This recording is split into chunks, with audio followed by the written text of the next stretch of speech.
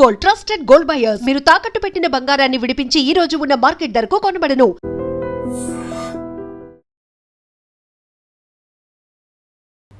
Hi hello నమస్తే, welcome to iDream media. నేను miss రావ్య. ఇప్పుడు పెళ్లి సీజన్ వచ్చేస్తుంది. ప్రతి ఒక్కరు గోల్డ్ తీసుకోవాలని అనుకుంటున్నారు. కానీ ప్రతి ఒక్కరికి ఉండే ఆలోచన ఏంటి అంటే గోల్డ్ పెరుగుతుంది, తగ్గుతుంది, ఎప్పుడు కొనాలి, అసలు తగ్గిన తర్వాత కొందాం, ఇప్పుడు మళ్ళీ పెరిగితే ఎట్లాగా, ఇలాంటి చాలా డౌట్స్ ఉన్నాయి. మనతో పాటు ఇప్పుడు ఫైనాన్షియల్ ప్లానర్ మధు గారు ఉన్నారు. వాటి గురించి విషయాలన్నీ తెలుసుకుందాం. నమస్తే సార్. నమస్తే మేడం. సో గోల్డ్ పెరుగుతుంది అంటున్నారు, తగ్గుతుంది అంటున్నారు, పైగా ఇప్పుడు పెళ్లి సీజన్ కూడా వచ్చేస్తుంది. ఇన్వెస్ట్మెంట్ చేయాలనుకునే వాళ్ళు, గోల్డ్ మీద ఇన్వెస్ట్మెంట్ చేయాలనుకునే వాళ్ళు కూడా ఉన్నారు. సో వీటి గురించి ఒకసారి చెప్తారా? పెరుగుతుందా, తగ్గుతుందా అంటారా గోల్డ్ రేట్స్? జనరల్గా మనం మార్కెట్ గురించి మాట్లాడుకున్నట్టయితే ఇంకా కొంచెం ఇంటర్నేషనల్గా ఈ గోల్డ్ సంబంధించిన వాలటిలిటీ అనేది స్టిల్ ఇంకా అలాగే ఉంది. అయితే ఇండియా అనేది ఫెస్టివల్ కంట్రీ కొంచెం, కాబట్టి ఇప్పుడున్న ఫెస్టివల్స్కి మనం ఆధారితంగా మనం వేసుకోవాలనుకుంటే మాత్రము గోల్డ్ రేట్ అనేది పెరుగుతుంది.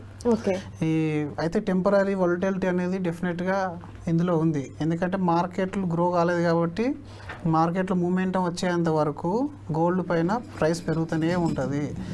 అండ్ మీరు సెలబ్రేషన్ కోసం కొనాలి అంటే వేరే ఆల్టర్నేట్ ఏముంది? వేరే ఆల్టర్నేట్ లేదు కదా. సెలబ్రేషన్ కొనాలి, ఇప్పుడు ఫెస్టివల్ కోసం కొనాలి, పెళ్ళిళ్ళు ఉన్నాయి అంటే డెఫినెట్గా కొనాల్సిందే. దానికి మీరు ఇంకా నెక్స్ట్ థాట్ అనేది పెట్టుకోకూడదు. ఇన్వెస్ట్మెంట్ పర్పస్లో మనం ఆలోచిస్తేనే మనం కొనాలా వద్దా అనేది డిసైడ్ చేసుకోవాలి. ఫ్యూచర్లో గోల్డ్ రేట్ అనేది ఫ్లక్చువేషన్తో పాటుగా పెరుగుతుంది. బట్ ఓల్ ఇండియా మీరు చూసుకున్నట్టయితే ఆర్నమెంటల్గా చాలా సేల్స్ అనేవి అవుతాయి. గోల్డ్ అనేది ఎప్పుడైనా సరే మార్కెట్ ఉన్నా లేకున్నా గోల్డ్ అనేది మనది సేల్స్లో మాత్రం తగ్గదు. కాబట్టి సేల్స్ అనేది డెఫినెట్గా పెరుగుతూ ఉంటుంది. దాంతో పాటుగా గోల్డ్ రేట్ అనేది పెరుగుతూ ఉంటుంది. సంవత్సరంలో ఒక్కసారైనా గోల్డ్ కొంటారు, డెఫినెట్గా కొంటారు. ఎందుకంటే మన ట్రెడిషన్ అది. కొన్ని సంవత్సరాలు, కొన్ని ఏళ్ళుగా మన గోల్డ్ ట్రెడిషన్ అనేది చూస్తున్నాం. మన ప్రతి పండగకి గోల్డ్ అనేది లింక్ అయి ఉంటుంది మళ్ళీ. సో ఆ విధంగా మీరు చూసుకున్నట్టయితే నెక్స్ట్ కమింగ్ మంత్స్లో అయితే గోల్డ్ రేట్ అనేది ఇంక్రీజ్ అయ్యే ఛాన్స్ ఎక్కువ కనబడుతుంది. ఓవరాల్ లాంగ్ టర్మ్ చూసుకున్నట్టయితే మాత్రం ఇప్పుడున్న హైయెస్ట్ లెవెల్ కంటే కాస్త తగ్గుతుందని చెప్పేసి లాస్ట్ వీడియోలో కూడా చెప్పాము. మార్కెట్ కానీ బాగా పర్ఫామ్ చేసింది అని అంటే ఇక్కడ కొంచెం ఇన్వెస్టర్స్ షిఫ్ట్ చేసుకుంటారు. ఇప్పుడు క్రిప్టోలో కూడా మీకు పెద్దగా లాభాలు అనేవి ఏం కనబడట్లేదు. ఇంటర్నేషనల్ ఈక్విటీలో కూడా లాభాలు అనేటివి లేదు. ప్రతి ఒక్కరి దృష్టి అంతా గోల్డ్ మీద ఉంది కాబట్టి గోల్డ్కి వచ్చేసింది అంతా కూడా, ఇన్వెస్ట్మెంట్స్ అనేవి కూడా.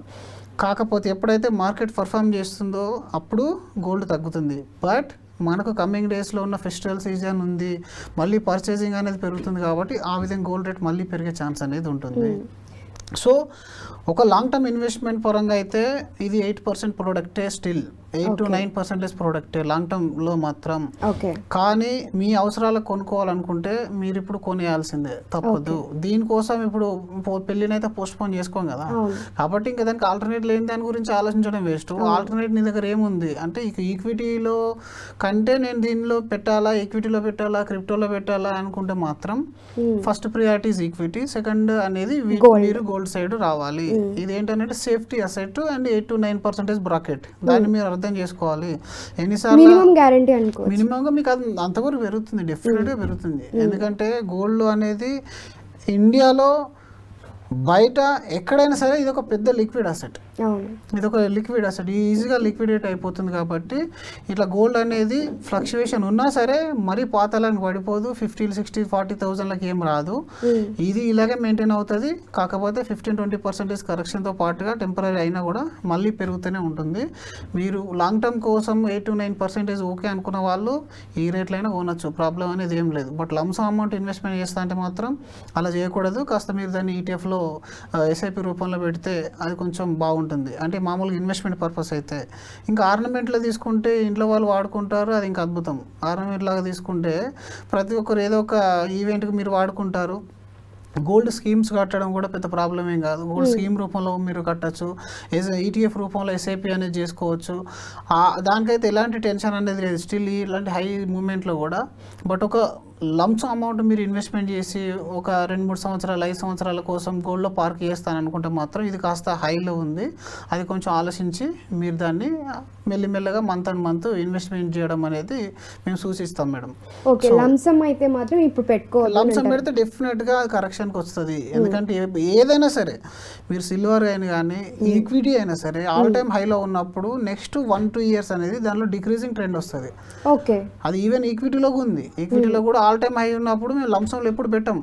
ఎప్పుడైనా మేము మళ్ళీ దాన్ని కాస్త హైబ్రిడ్ ఈక్విటీలోకి తీసేసుకుంటాము, లేదంటే సిస్టమేటిక్ ట్రాన్స్ఫర్ ప్లాన్ STP లిక్విడ్లోకి తీసుకుంటాము. కాన్స్టెంట్ ఉన్నప్పుడే పెడతారు. కానీ మీరు ఏంటంటే కాస్త వాలటైల్ ఆల్ టైమ్ హైలో ఉన్నప్పుడు ఎప్పుడు లంసం పెట్టాము. అది ఈక్విటీ అయినా సరే, గోల్డ్ అయినా సరే, సిల్వర్ అయినా సరే, మల్టీ అసెట్ అయినా సరే, ఆల్ టైమ్ హై ఉన్నప్పుడు, సారీ మల్టీ అసెట్ కాదు, సో ఆల్ టైమ్ హై ఏది ఉన్నా సరే మీరు దానిలో లంసం అమౌంట్ పెట్టద్దు. అది ఒక్కటి మీరు గుర్తుపెట్టుకోండి. ఆల్ టైమ్ హైలో ఈక్విటీ ఉన్నప్పుడు కూడా లంసం అమౌంట్ పెట్టకూడదు. ఆల్ టైమ్ హై ఉన్నప్పుడు అంటే మనుషుల ఒక బిహేవియర్ అది. అంటే మామూలుగా ఆల్ టైమ్ హై అంటే అది ఆల్ టైమ్ హై ఆ రోజుకే, మళ్ళీ ఇంకో నాటికి అది ఇంకొకసారి ఆల్ టైమ్ హై వచ్చేస్తుంది. అంటే ఇప్పుడు మీరు ఒక 5 years బ్యాక్ చూసుకున్నట్టయితే 50,000-60,000 మార్కెట్ వచ్చిందంటే అది ఆల్ టైమ్ హై అనుకునే వాళ్ళం. ఇప్పుడు 80,000కి వచ్చేసింది.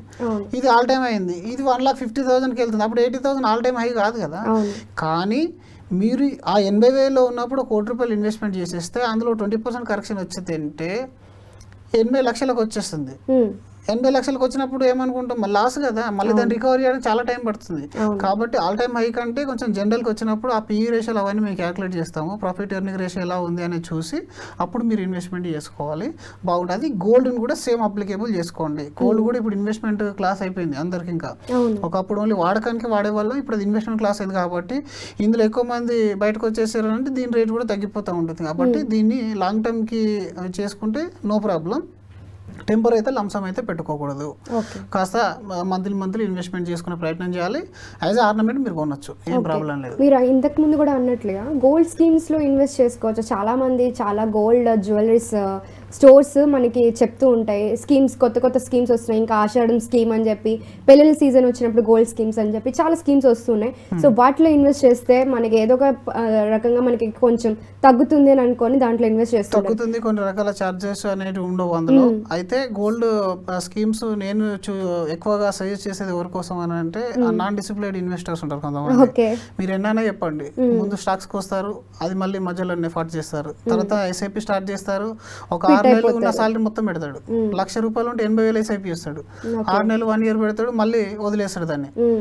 అలాగే ఎక్కడ ల్యాండ్ ఉందని ల్యాండ్ కొంటాడు, మళ్ళీ 6 నెలలకు 1 yearకి సేల్కి పెట్టేస్తాడు. అంటే కొంతమంది ఇట్లాంటి మెంటాలిటీ ఉంటుంది. వాళ్ళతో గోల్డ్ స్కీమ్ కట్టియాలి ఇంట్లో వాళ్ళు. వాళ్ళతో గోల్డ్ స్కీమ్ కట్టిస్తే సెంటిమెంట్ లింక్ అయి ఉంటుంది. ఆడ సెంటిమెంట్ లింక్ అయి ఉంటుంది. ఇంకా ఇది నా పాపకో లేకపోతే అమ్మకో లేకపోతే ఇంట్లో వాళ్ళ కోసం అని చెప్పేసి చచ్చినట్టు కట్టేస్తాడు. ఇంకా వేరే ఆప్షన్ లేదు కదా, వదిలేస్తాను అవసరంగా వెళ్ళిపోతుంది అని చెప్పేసి కడతాడు. కట్టిన తర్వాత దాన్ని గోల్డ్ కొంటారు. కొన్న తర్వాత ఎంతో కొంత సేవింగ్ అయితే అవుతుంది.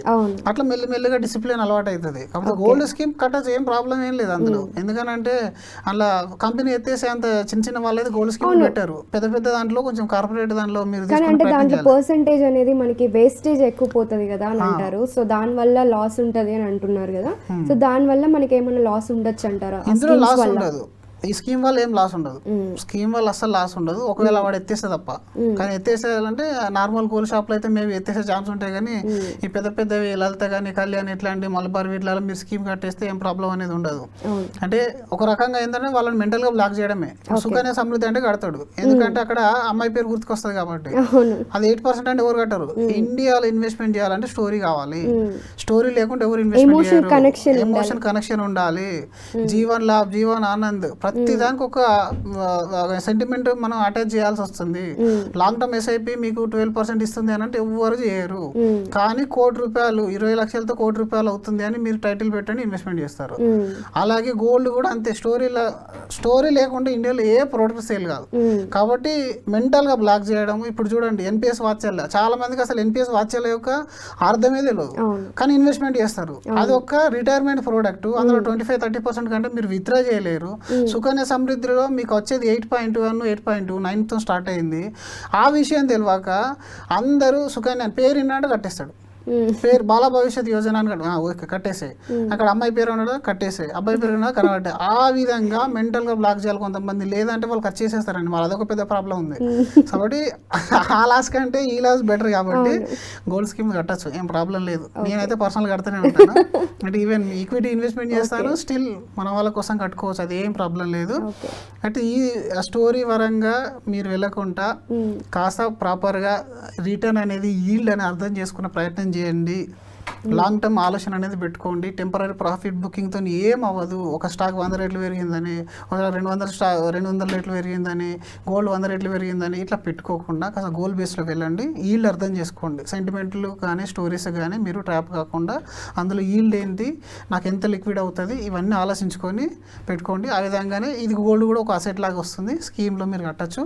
గోల్డ్లో కూడా ఇన్వెస్ట్మెంట్ చేస్తే ఏం ప్రాబ్లం ఉండదు. కాకపోతే అందులో ఈల్డ్ అనేది 8 to 9% మీరు ఎప్పటికైనా ఇది మళ్ళీ అర్థం చేసుకున్న తర్వాత ఇన్వెస్ట్మెంట్ అనేది చేయండి. ఓకే అండి, thank you so much. Thank you so much madam.